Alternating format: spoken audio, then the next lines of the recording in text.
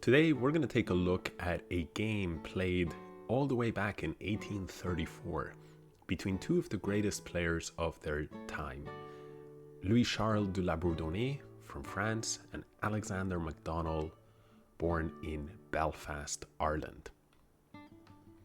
Here they are, beautifully captured, although I am a little uncertain if the picture of Alexander McDonnell is completely accurate. But luckily for us, we are here for the chess and not the history. So with that said, let's dive right in.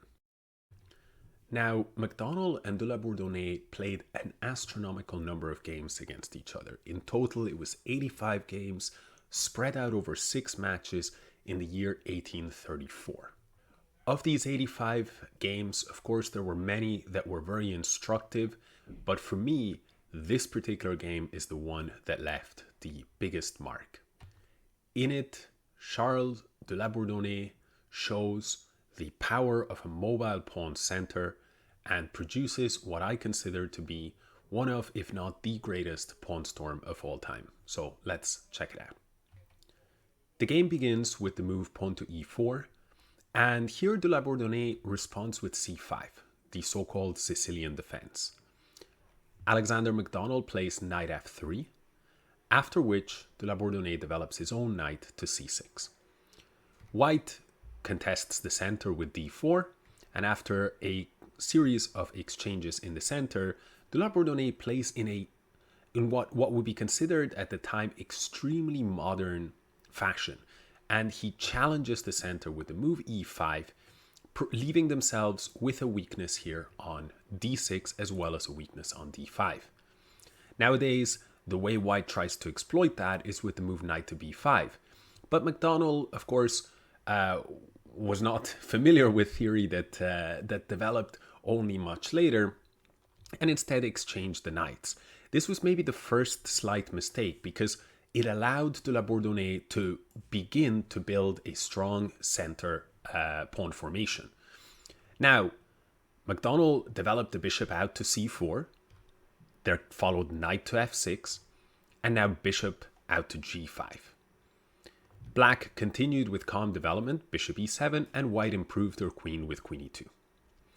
Now, in this position, de Labourdonnais continues to show his principled understanding of chess, and he played d5, challenging not just the pawn in the center, but also the bishop. White captured first on f6, and after bishop takes f6, now dropped the bishop back to b3. Black castled, and the result of the opening has been very favorable for Black, who now has the bishop pair and a strong central pawn formation. Now White castled, and a5. This move created the threat of a4, after which the bishop would have no square to go to. Now pawn takes, and rook to d1. White puts a bunch of pressure on this pawn so that if a4, White can capture on d5 and save the bishop. So Black pushes forward to d4. Now here comes the first, what we would call in modern chess, we would call it a serious positional chess mistake. And that is the move pawn to c4.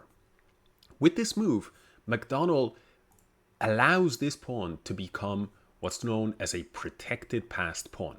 The reason it's a protected passed pawn is because now, with the c-pawn having moved 2 squares up and no longer guarding the d3 square, the pawn has free rein to march up the board. And of course, it is well protected by another pawn. So already Black was in command here. Now Black dropped the queen out to b6. There followed bishop c2. This must have been Alexander McDonnell's intention. And by the way, a sneaky little trap. If you take this pawn, we're going to capture here and in the end win your queen. So de Labourdonnais was too savvy to fall for that and continued his development with bishop to b7.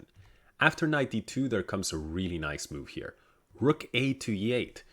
And you might be thinking, well, isn't this rook just sort of stuck with nowhere to turn? And that's true, but de Labourdonnais had envisioned that in the future this pawn would march forward, and when it does, the rook behind the pawn would be perfectly placed. So let's see if this is the way that the game unfolds. White goes knight to e4, hitting the bishop, and even back then, de Labourdonnais understood well the value of the bishop pair, so he moves it out of the way. c5 takes place, and the queen steps onto c6, forming a battery and creating the nasty threat of f5, because you cannot move the knight without getting checkmated on g2. White stopped that idea, and there came bishop to e7, targeting the pawn on c5. White defended it by tactical means with rook c1. Now, if you were to take, knight takes, queen takes, once again your queen is in the line of fire, and white would have bishop takes pawn and win your queen. Again, de Labourdonnais understands his tactician opponent and does not fall for the bait. Instead, playing f5 and begins to mobilize that very strong pawn center. Now white played the move queen to c4 check. The king stepped away, and white should have played a move like knight to d6, trying to get some pieces off the board, opening up the c-file and taking a little bit of the sting away from this advancing pawn center. But instead, they got a little bit greedy and they went bishop to a4, looking for this rook. Black moved the queen away, and white now captured the rook. Now, perhaps what McDonnell was hoping for was that black would play rook takes bishop, and then maybe white could play knight to d6. But instead, black saw an opportunity and took this knight on e4. Now, the pawns become more mobile and the f-file has opened up, and white is in trouble. White played c6, shutting down the influence of this bishop. Black did not drop the bishop back. White played c6, shutting down the influence of this bishop. And again, de Labourdonnais shows his class. Instead of moving the bishop, he plays another in-between move and he captures this pawn on f3. Now, white cannot win this bishop because if you capture, there will follow queen e3 check. King must move, pawn takes check, king must take the pawn, rook f2 check, and no matter what happens, it's going to be checkmate in just a few moves. So let's go back. In this position, instead of capturing the bishop, which we've just seen was forced checkmate for black, white played rook to c2. Trying to defend the second rank, it's a good move. Now black came in with check, and they should have followed up with rook to f2. That was the last chance for white, but instead, white played king h1, and by doing this, the pawns, the f-pawn, the d-pawn, and the e-pawn were able to continue marching without any blockade in between, as after a move like rook to f2. The next move, black finally saves this bishop, but not only saves it, but is looking for either f5 or g4, where the bishop will join in the attack against the vulnerable white king. White here played the move bishop to d7, shutting that down, but there followed the very strong move pawn to f2. Now, the danger for white is if they capture this bishop, we'll go check on e1, and after queen f1, a nice sacrifice, queen takes rook. The white queen cannot take because suddenly black would promote another queen and with it checkmate. So because of this threat, white felt the need to play rook to f1. But again, in this position, after pawn to d3, the threats keep coming. The rook is now targeted on c2, and the queen is disconnected from the defense of the f1 rook.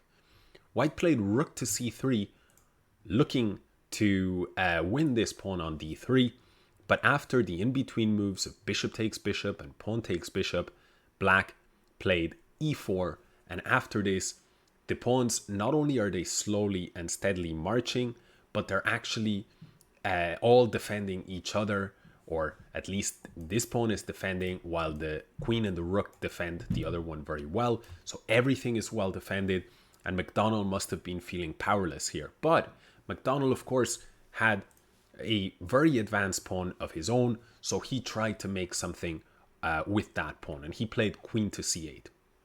The threat here is queen takes rook, and after bishop takes, to push forward and make another queen.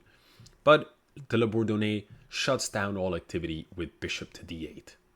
Now white has to retreat with the queen, and now there came queen to e1.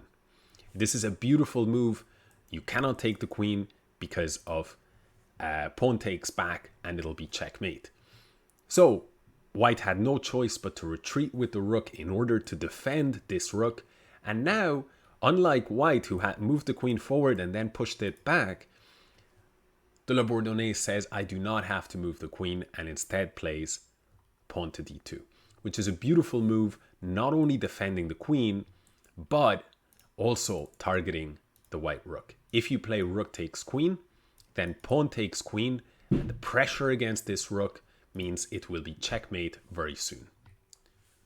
So against d2, white played queen c5, trying for a little trick here with this rook, but the Labourdonnais, and I really love this move, showed that in the same way that he really didn't need this bishop other than for defensive duties, he also didn't need the rook other than for defensive duties. So he went rook to g8. And this, for me, is a beautiful position because it's a case of the two rooks and the white queen being overwhelmed by a queen and three pawns. And it's the power of those pawns that really makes the difference. The fact that they're so advanced. Now, white tried rook to d1, hanging on for dear life, but finally, the final pawn arrives on e3. Now, white goes queen to c3.